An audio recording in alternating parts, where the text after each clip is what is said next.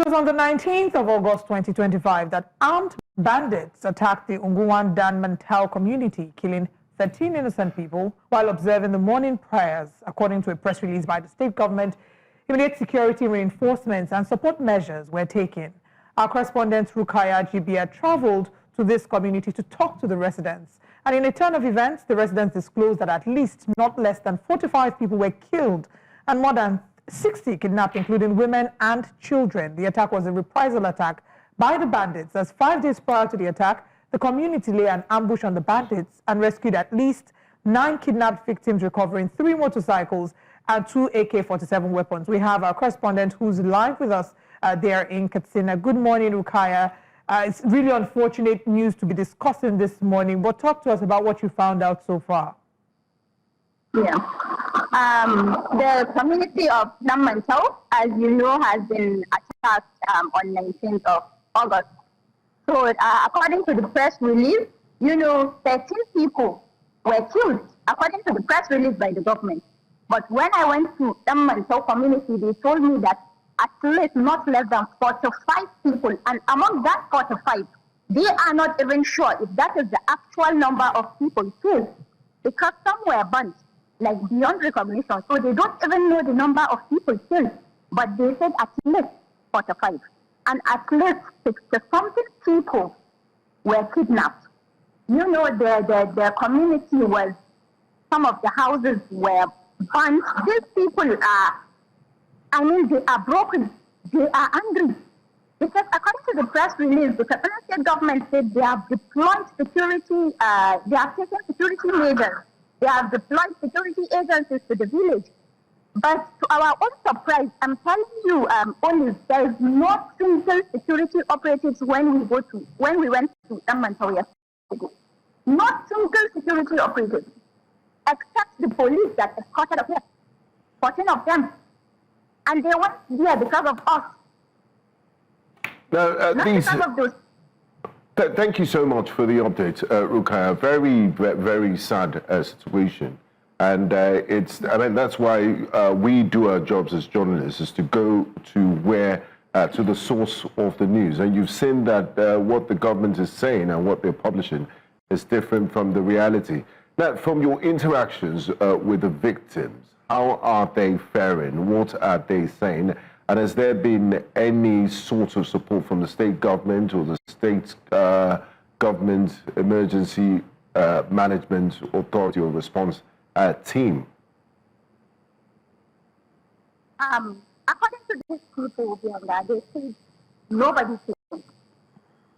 They said when they kept calling and calling when the attack was happening, but nobody was there.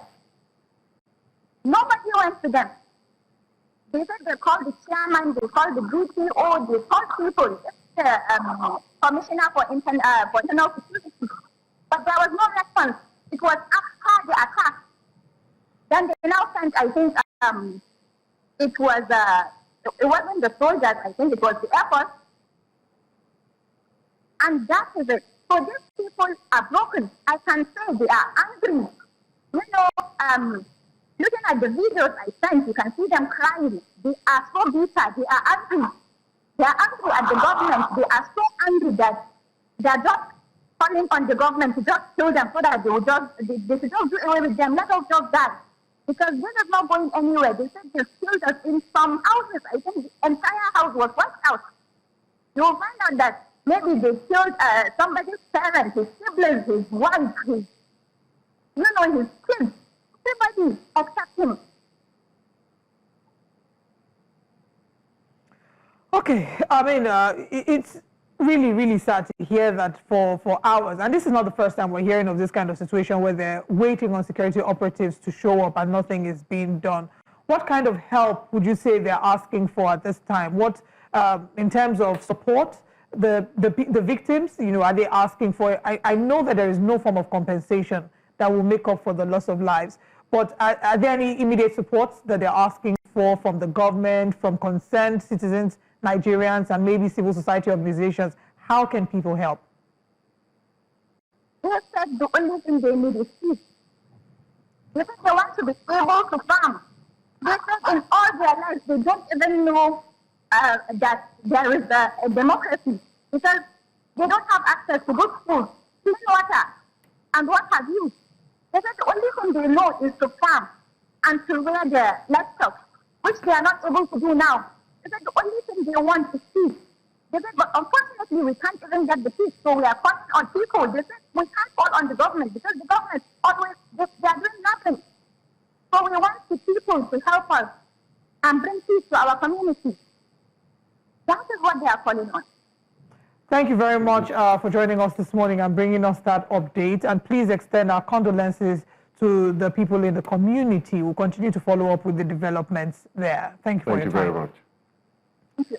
I mean, it's a really, really sad story to be speaking about, and that will, of course, launch how we will kickstart the conversation this morning as we review the front pages of the newspaper. We have joining us Public Affairs Analyst Dotun Ojon. Good morning. Thank you for joining us. Thank you very much, Mr. Ojon. Good morning. It's unfortunate that it's a sad story that I'll be starting with. Yes. When a government, what is the primary responsibility of government if it's not the safety and the security of the lives and property of the citizens, the welfare of the citizens?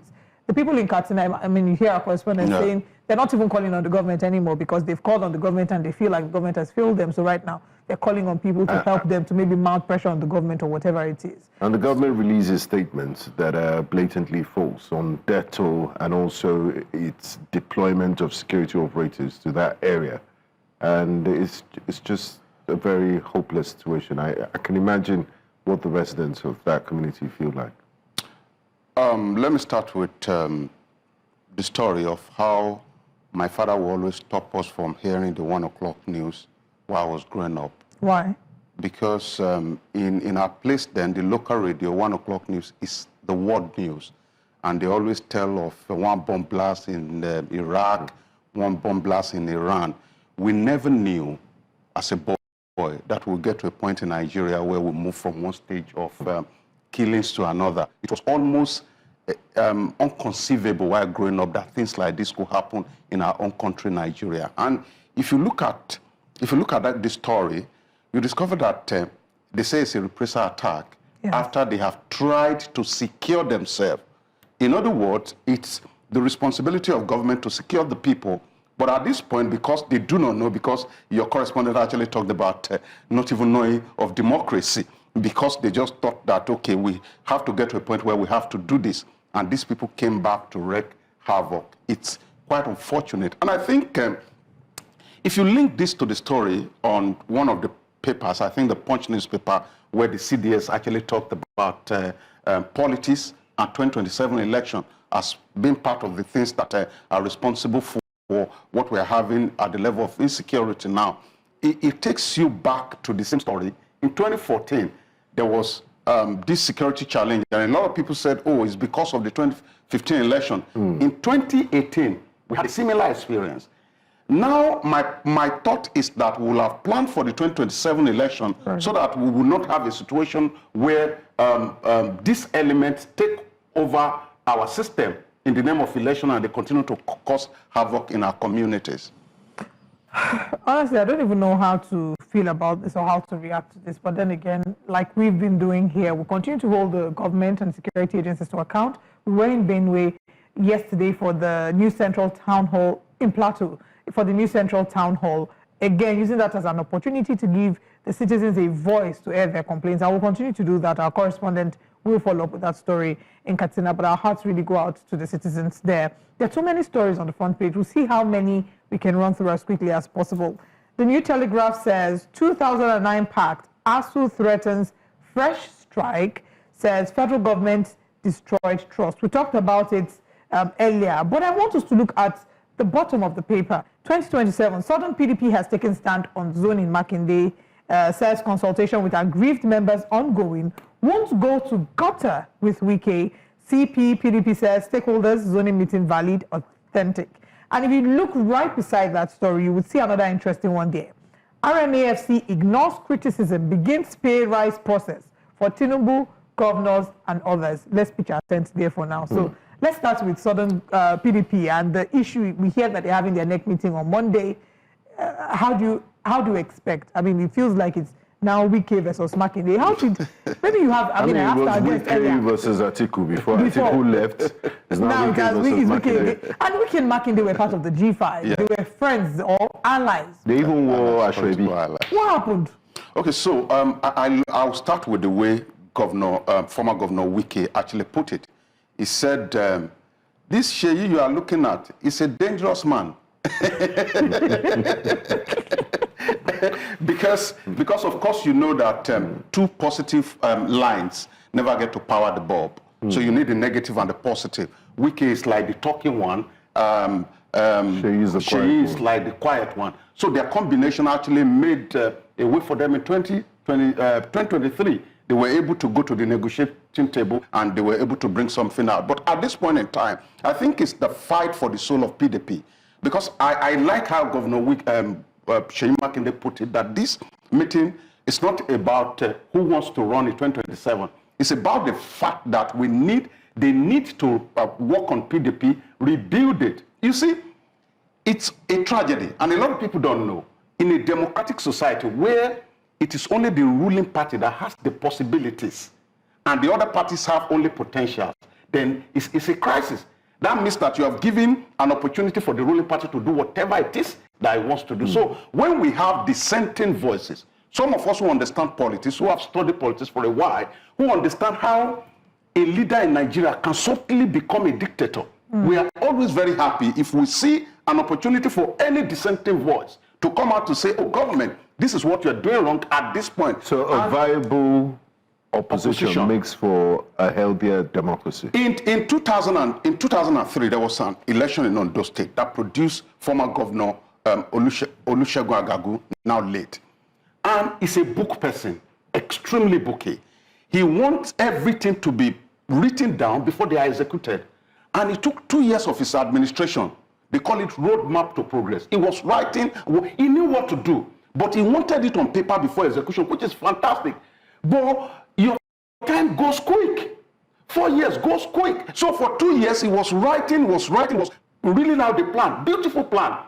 And he never get to do most of this plan. Immediately, opposition set in the name of Olusegun Mimiko. They constructed a road for the first time in the history of Ondo State in 7 months. In fact, it was the first time in my life that I will see that you can actually have bulb at night to power whatever it is to construct the road. That is the power of opposition. What we have in Nigeria today, I'm not talking about talking opposition. I'm not just talking about criticizing opposition. There are 3 levels of criticism. The first one is to talk about what is wrong. The second one is to provide solution to what is wrong. The third one is to enter the ring and say, I am ready to provide solution to what is wrong. I want to put you on the spot. These 3 levels that you've mentioned, talking about what is wrong, providing alternatives to what is wrong, and entering. Give 3 Nigerian politicians that fall into each category. Okay, so that's putting him on the spot. You know, some of them now, when I mention their name, that they're actually doing well, you know, their head will be swelling. Don't let us go to that route. Let us only encourage people at this point in time that the best thing we can do in this government is not to decamp to APC. And I've said this repeatedly. It may look as if that's where the gold is. But the reality, if you want to work for the generations to come, if you want to provide something for your children to come, is for you to show the president what he has done wrong and how he can right what he has done wrong. And if you have the opportunity to enter the ring to challenge him so that... but sometimes you could be such a fantastic critic, and the reality of governance is different. It's easier to speak from the outside, and when you get in, you realize you have to work with civil servants and there might be conflicting interests against what you're doing. So criticism doesn't always make you, or the fact that you're a good critic and activist doesn't mean you turn out to be a good leader. And in addition to that, if there's a level of criticism that you will criticize, they will say you are demarketing Nigeria. So how do we find that? Okay, let me start from throw in some leadership this thing here this morning. The first thing, let's talk about the difference between when you are outside of the government and when you are inside of the government. You know, nobody can boo us with that because we actually understand all of these things. The concept of leadership is this: when you run an organization and you want to promote people, there are three categories of people. There are people you manage to exit. Those are the fair people. They can just barely get the work done, but you have to keep them in the organization, because what makes your organization tick is not about the positive line. Now, there are the bombers. We have the bombers. The bombers are those who give assignment. Go do this thing, and they get it done. Then we have the leaders. The bombers are not necessarily the leaders. So what is the work of the leaders? It's about three things: the capacity, the competence, and the character to unite everybody. Either you are a civil servant, do our bidding. Either you are a political appointee, do our bidding. Either you are a contractor. And that's why I said that the problem of Nigeria is in traditional leadership. The concept of traditional leadership is that a man who sits on the throne wants everybody in the community to serve him. Traditionalism. The concept of traditional leadership is that the man on the seat has learned lesson from our traditional institution that once they install you, you are going to rule throughout life. If you watch our Nollywood movie, for example, you see that the only house in the community with gated fence is that of Igwe. That is traditionalism. I will bring this into politics. And the leader, your president, your governor is looking at how everybody is going to serve him. So leadership is about uniting the community to do your bidding. So when you come out to say, oh, civil servant frustrates me, I just laugh. I have had experience in civil service. I'm about one of the few Nigerians who actually started from a civil service background. Leadership, they are not evil. Civil servants are good people, but you must be able to show leadership to rally them around. All right. But when you leave everything into the hand of people, including contractors, that's why one of the most frustrating things in Nigeria today is that when we're growing up, we can see a board at the contract side. The name of the contractor will be there, the number will be there, the address will be there, and the duration of the contract. If it's 12 months, is there. You can go to bed. That during military, you can go to bed and sleep. That this contract is going to be executed between 12 months. Now we have come to democracy, and we have become undecisive. You get to the board, it's 12 months, and contractors take advantage of you. Why? Because everything goes. We can't run a government or a nation like that. That's what I'm saying. Okay. I'm hoping we can have a little more time. Let's quickly talk about RMAFC. They've talked about increasing the salary of the presidents, the governors, and the number of public officials. Nigerians pushed back, saying that that's tone deaf and insensitive, judging from the current reality of the average Nigerians. Yeah. First of all, do you agree with that being tone deaf? And even despite the criticism, because the argument is that it's legal, they have a constitutional backing for this, right? Yeah. So how do we find that fine line? Do you agree it's tone deaf? And how do we find a fine line between holding them accountable and having them do what they need to do? Okay, so I must agree this morning that what President Tinubu said he wanted to do is what he's doing, reform.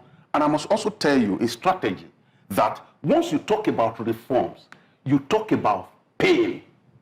And when you talk about pain, you talk about pain management and communal understanding.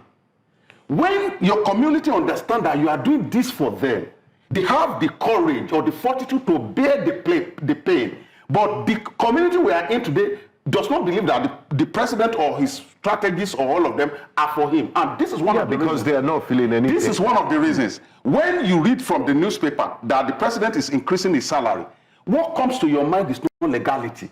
What comes to your mind is logic. And you continue to ask yourself, what is the logic behind increment in salary at this point? But it is legal. But not everything that is legal is logical. So there's a thin line between that. And for you to govern a community, a complex community like ours, people going through pain that they need to understand, they don't understand the essence of the pain they're going through. You must be able to define legality from the eye of logic. Having said that, I have always proposed that our politicians should earn more. I have said it, it may be unpopular. What puts Nigeria in this state that we are in is not the legal money you pay to politicians. It's the illegal money that politicians take from the purse. So when you say they should earn more, yes. Is it in terms of salary? Now, with the mindset, ma'am, I'm saying they should earn more with the mindset, personal mindset, that will discourage them from taking illegal money. And do you genuinely believe? That's where the problem is.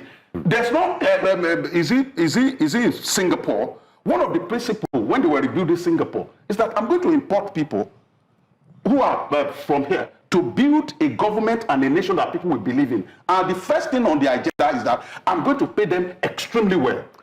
Like their police services. So They're one of the pay them highest paid in the world. You pay them well. The truth is that you cannot continue to beat a child from the back and expect the child to keep quiet. What we have at this moment is that the community does not believe in their government. And one of the ways that we can ramp up this belief is for when people in government say, tighten your belt, they must not live in opulence. Exactly. They must not live in opulence. They should live by example. Quick one. Some interesting news items on the front page of the Nigerian Tribune. Good news here. I don't know how you interpret it. People are complaining of hunger, but the reserve is growing. Nigeria's FX reserve hit $41 billion, highest since 2021. I mean, the government will celebrate that. That's one. I also want you to talk on every Nigerian should learn combat skills for self-defense, says Chief of Defense Staff. As Chief of Defense Staff, he's in the best position to advise you on how to defend yourself. So, Olive, when are you enrolling in Jiu-Jitsu and Jackie Chan class? Well, I saw your videos. You can actually extend, you can inculcate all of those. Interestingly, I did a bit of Taekwondo in secondary school, but after my second class, I don't know when to go and tell my family members that I started Taekwondo. They say, after this class, this is your last one. We never want to hear. But don't expose yourself to national team. People will think, you don't have self-defense skills. Your enemies. No. No. I have self-defense. My weapons of warfare, they are not carnal, but they are mighty. Spiritual warfare. You understand? Fire for fire. Fire for fire. Battle all principalities and agents. Let's talk about the FX. Yeah, let's talk about the FX. I'm extremely glad this morning to see this news to 2021, and I was a bit uncomfortable. You see, when people are not schooled, and I'm sorry, I take responsibility because these people are a bit very elderly, and in Yoruba, you don't teach your elders, but you can show them the 21st century of getting things done. You cannot combine a good news and an attack together in the same statement. President Tinubu is running a government. Right. It's not running opposition. So the communication has to be presidential. When the president is talking, it's not saying, who is Obi? Obi is not in government now. It's not saying Atiku. Atiku is not in government. You know what it means to be president of Nigeria? Now, when they were sending this news across, they still now find a way. The essay to the president on communication, or is it to strategy, and still find a way of throwing jab. I say no. This is not a modern. Yes, this is not a modern way of course. And people buy enemies for their principles, and they think they are making political points. And it's not the principles. See, I don't know whether you have a copy of my book, Understanding Technical Leadership. I have to put a chapter to how government should communicate, because people don't know. People don't know how they communicate, and they still think they are fighting. You know, the concept of what's it called, of opposition in Africa is enmity.